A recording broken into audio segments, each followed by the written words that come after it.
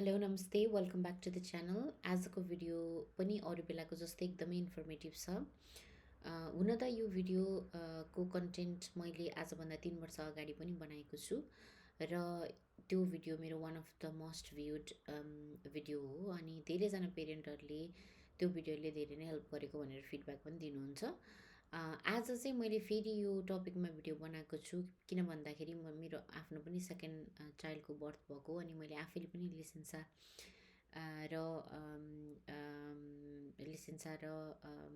पेरेन्सियल allowances apply गर्दाखेरि चाहिँ इन्टरफेसमा update भएको अनि त्यसपछि भित्रको स्टेप्सहरूमा पनि चेन्जेस भएको भएर त्यसलाई कन्सिडरेसन गरेर अनि मैले चाहिँ आजको यो भिडियो बनाएको छु। आशा छ मलाई तपाईँहरूलाई पहिलाको भिडियोले जस्तै यसपालिको भिडियोले पनि धेरै नै हेल्प गर्नेछ भनेर। अनि जसरी तपाईँले आफ्नो बेबी बर्थ भए पछाडि आफ्नो इन्कम कट हुन्छ, काम गर्न नसकेपछि इन्कम कट हुन्छ, त्यसको रिप्लेसको लागि सेकुरान्साले चाहिँ यो बेनिफिट अप्लाई गर्नको लागि एलिजिबल गराउँदछ। त्यसमा सर्टेन क्राइटेरियाहरू हुन्छ। फर इक्जाम्पल तपाईँले मिनिमम पनि 6 मन्थको डिस्काउन्टेड कन्ट्रिब्युसन गरेको हुनुपर्छ सेकुरान्सा सोसियाललाई। अनि अरू पनि क्राइटेरियाहरू हुन्छ है। तर युजली तपाईँको 6 महिनाको ट्याक्स गएको छ भने तपाईँले अप्लाई गर्न सक्नुहुन्छ। अनि यदि तपाईँ इनिसियल पेरेन्सियल अलाउन्सेसमा एलिजिबल हुनु भएन भने पनि त्यहाँनिर अर्को बेनिफिट हुन्छ सोसियलवाला हो। त्यसमा तपाईँ पढ्नुहुन्छ कि त्यसमा फेरि अर्को फर्म भरेर हेर्नुपर्ने हुन्छ है। तर युजली तपाईँ आफैले सेकुरान्साको अफिसमै गएर अप्लाई गर्दाखेरि चाहिँ मिनिमम पनि 3 हप्तादेखि 1 महिना लागिरहेको हुन्छ अप्रुभ हुनलाई भने तपाईँले अनलाइनबाट गर्दाखेरि सजिलै 2 देखि 1 हप्ताभित्र तपाईँको होइन कम्प्लिट प्रोसेस फिनिस्ड भएको हुन्छ। सो एकदमै ह्यान्डी सिमलेस इजी प्रोसेसिङ छ भने किन चाहिँ अप्लाई नगर्ने भन्ने कुरा हुन्छ होइन। सो त्यसको लागि मैले यो ट्युटोरियलको मार्फत तपाईँलाई मेरो कम्प्युटरको स्क्रिन सेयर गरेर स्टेप बाई स्टेप बताउने छु। यसमा चाहिँ यस्तो हुन्छ, अब तपाईँले कति टाइमको लिने अनि त्यसपछि कति पाइन्छ भन्ने कुरा चाहिँ इट डिपेन्ड्स, एकदमै भेरिएबल हुन्छ पर्सन टु पर्सन। अनि यदि तपाईँ यो चाहिँ अप टु 180 डेजसम्म लिन मिल्छ। ड्याडी मम्मीले सेयर गरेर मम्मीले मात्रै अथवा मम्मीले काम गर्नु हुँदैन भने बाबाले मम्मीले लिएको भन्दा पछाडि 42 डेज चाहिँ मम्मीले म्यान्डेटरी लिनुपर्छ। त्यस पछाडिको बाबाले कसरी तपाईँलाई मिल्छ त्यो तपाईँले म्यानेज गरेर हेरेर बुझेर गर्न सक्नुहुन्छ। अप्लाई गर्दाखेरि फर्म रिक्वेस्ट गर्दाखेरि कतिपयलाई लाग्छ यो त अटोमेटिक हुनुपर्ने होइन र मेरो बेबी बर्थ भएपछि यहाँ रजिस्ट्री गरिसकेपछि उनीहरूको कर्तौँदी सिद्धान्त आइसके पछाडि त हाम्रो त यो त अटोमेटिक आउनुपर्ने होइन र भन्ने पनि लाग्छ। तर अटोमेटिक हुँदैन यो। तपाईँले 6 मन्थ बर्थ भएको 6 मन्थसम्म अप्लाई गर्न सक्नुहुन्छ यो र अटोमेटिक चाहिँ हुँदैन। तपाईँले आइदर त्यहीँ गएर अप्लाई गर्नुपर्ने हुन्छ अथवा तपाईँले अनलाइनबाट रिक्वेस्ट गर्न सक्नुहुन्छ है।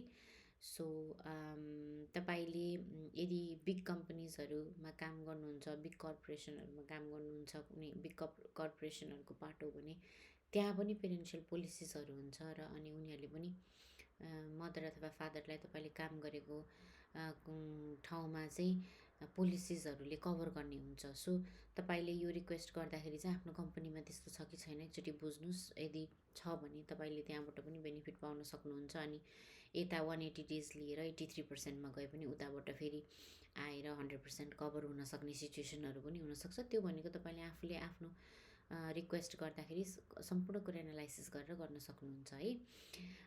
युजली यो सजिलो छ। म एकचोटि मेरो कम्प्युटरको स्क्रिन सेयर गरेर तपाईँलाई सबै देखाउने छु है त। So let's get started. हजुरहरू आफ्नो सेकुरान्सा सोसियालको मदरको चाहिँ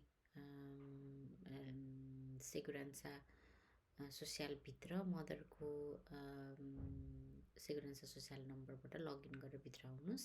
भित्र आइसकेपछि यो फर्स्टको सेक्सन फ्यामिलीमा आउनुहोस् अनि प्याटर्निदादमा आउनुहोस्। यसमा आइसकेपछि यहाँनिर सेभरल अप्सन्स छ। यो सब्सिडो पेरेन्सियल इनिसियल भन्ने यसमा चाहिँ तपाईँले भित्र आउनुहोस्। यो आइसके पछाडि यहाँनिर अब ब्रिफ डिस्क्रिप्सन छ, तपाईँले सर पढ्न सक्नुहुन्छ ट्रान्सलेट गरेर। अनि रिक्वेस्ट सुरु गर्नलाई चाहिँ यसरी भित्र आउनुहोस्। त्यसपछि यस्तो इन्टरफेस आउँछ। अनि कन्सल्तारी पेदिर यसमा क्लिक गरेर भित्र आउनुहोस्। त्यस पछाडि तपाईँ यस्तो सेक्सनमा आउनुहुन्छ। अनि तपाईँ भित्र आउनुहोस्। अनि भित्र आइसके पछाडि तपाईँले रजिस्टर न्यू पेदिदोमा क्लिक गर्नुहोस् है।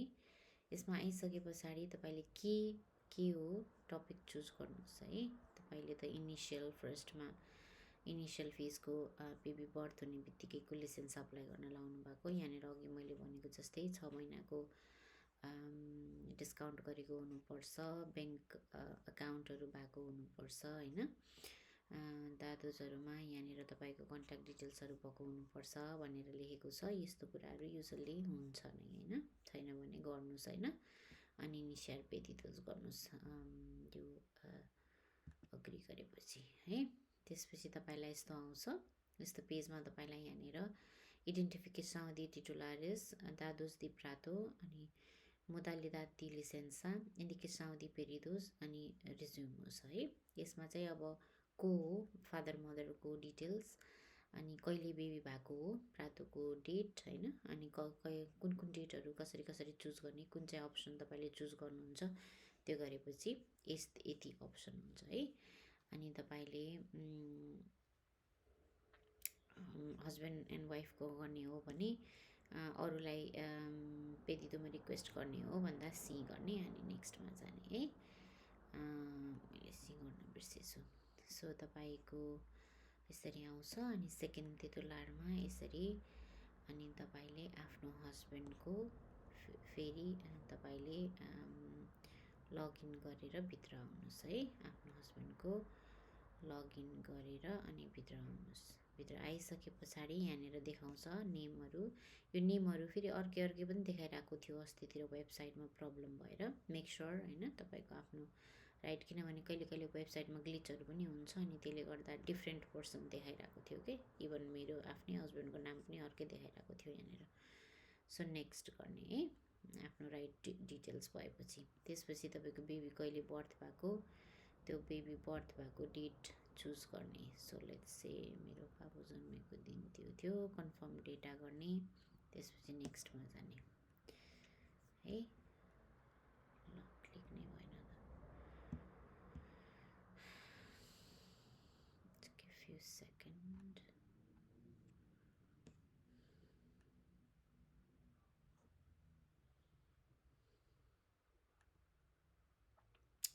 कतिवटा बच्चा जन्मेको, अफकोर्स इफ ट्विन्स हो भने 2 गर्नुहोस्, नत्र भने 1 गर्नुहोस्। अनि 33 सिमानाभन्दा अगाडि जन्मेको हो 9, जन्मेपछि फेरि हस्पिटल भर्ना भयो 9, 9 हुँदैन। यहाँनिर तपाईँले कम्प्रोपाति विथ नासिमेन्तो दि क्रिएन्सामा चाहिँ तपाईँले यहाँनिर जानु, आफ्नो बेबीको बर्थ सर्टिफिकेट राख्नुहोस् होइन। आफ्नो बेबीको birth certificate let's put myself off here upload गर्नु। त्यसपछि यु क्यान गो नेक्स्ट है। यहाँनिर गएपछि तपाईँले पार्टिल्यार गर्ने हो आफ्नो हस्बेन्डसँग भन्दाखेरि गर्ने हो भने सी गर्ने। अनि त्यसपछि तपाईँलाई यहाँ अप्सन चुज गर्न पाउनुहुन्छ। कुन चाहिँ चुज गर्ने हो तपाईँले आफ्नो, मैले अगाडि पनि भनेको थिएँ, आफ्नो कम्पनीमा पनि छ भने सबै हेरेर डिसाइड गरेर 100% लिने कि 83% लिने कि 90% लिने कि होइन, कुन चाहिँ लिने तपाईँले आफूले चुज गर्नुहोस्। अनि त्यसपछि चुज गरिसके पछाडि पाइले लिन पाउने, पहिला 28 डेज थियो पहिला भने, अहिले 35 डेज पाइँदो रहेछ है। सो पाउने जति सबै लिने अनि जाने है नेक्स्टमा। अनि त्यसपछि यहाँनिर पाइको माइको 150 डेज 35 डेज पाइको गरेर नेक्स्ट गर्ने है। अनि त्यसपछि पाइ माई गरेर अब यसमा के पनि हुन्छ भने अर्को, तपाईँको बेबी हुनभन्दा 1 महिना अगाडिको पनि एड गर्नु मिल्छ है। यदि तपाईँ लिभमा बस्नु भएको थियो 22 छैन भने त्यो पनि तपाईँले एड गर्न मिल्छ यहाँनिर। छ भने त्यो तपाईँले याद गर्नुहोस् है। यहाँनिर लेखेको छ तृतीय Treinta días antes do nacimiento है, त्यो पनि लिनु मिल्छ। सो त्यस्तो छ भने यहाँनिर तपाईँले यहाँ पिरियड लेख्नुपर्छ है। छैन भने चाहिँ अब गरेर जाने अनि यसो तल हेर्ने 35 days यो भयो अनि पछिको 1 monthको गरेँ मैले है। यसरी गर्ने अनि यो चाहिँ समरी हो। यहाँनिर एकचोटि सबै मेक स्योर गर्ने सबै राइट छ अनि त्यसपछि यस्तो यस्तो गरेर सबै राइट जस्तो लाग्यो भने चाहिँ तपाईँ तल गएर सबमिट गर्ने। अहिले मैले सबमिट गर्दिनँ किनकि मैले यो जस्ट ट्युटोरियलको लागि गरेको हो हैन। सो यस्तो हुन्छ। म तपाईलाई देखाउने छु। चाहिँ यस्तो हुन्छ। यो कम्प्रोपातीको त्यही 3 डट्सबाट निकाल्न मिल्छ अनि निकालेपछि यसमा चाहिँ तपाईको नाम आइडेन्टिफाई हुन्छ अनि तपाईको सेकुरान्साको नम्बर यहाँ हुन्छ अनि डेट्सहरू तपाईले कहिले कहिलेको लागि रिक्वेस्ट गर्नुभएको छ भनेर यहाँ यसरी गर्न मिल्छ अनि त्यही डेट अनुसार तपाईको काममा चाहिँ लिभ अप्रुभ गर्छ है। यस्तो यो पेपर चाहिँ तपाईले काममा पठाउने हुन्छ। ओके हुन्छ। यो भर्नको लागि केही त्यस्तो हेल्प चाहियो भने मलाई कमेन्ट गर्न सक्नुहुन्छ तल अनि म तपाईहरुलाई रिप्लाई गर्नेछु है त। Okay thank you.